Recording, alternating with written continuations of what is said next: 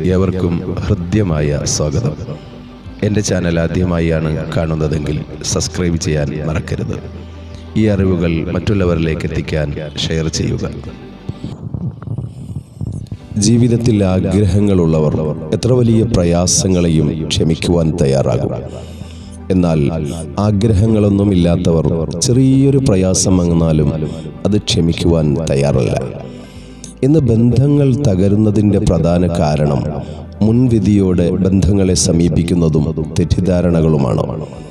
എന്നാൽ ചെയ്തുപോയ തെറ്റുകൾ പരസ്പരം മനസ്സിലാക്കുവാനും ക്ഷമിക്കുവാനും അംഗീകരിക്കുവാനും നമുക്ക് കഴിഞ്ഞാൽ അപ്പോൾ നമുക്ക് കാണാം ആ ഒരു ബന്ധങ്ങളുടെ സൗന്ദര്യത്തെ.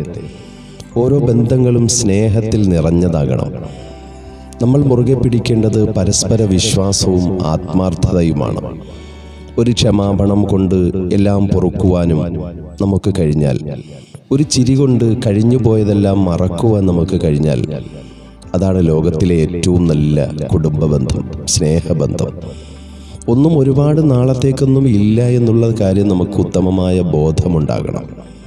അതുകൊണ്ട് തന്നെ നമ്മുടെ ചിന്തകളും ബന്ധങ്ങളും ഇനിയുള്ള തുച്ഛമായ നാളുകളിൽ അത് ആസ്വദിച്ചു തന്നെ ജീവിക്കുവാൻ തയ്യാറാകണം.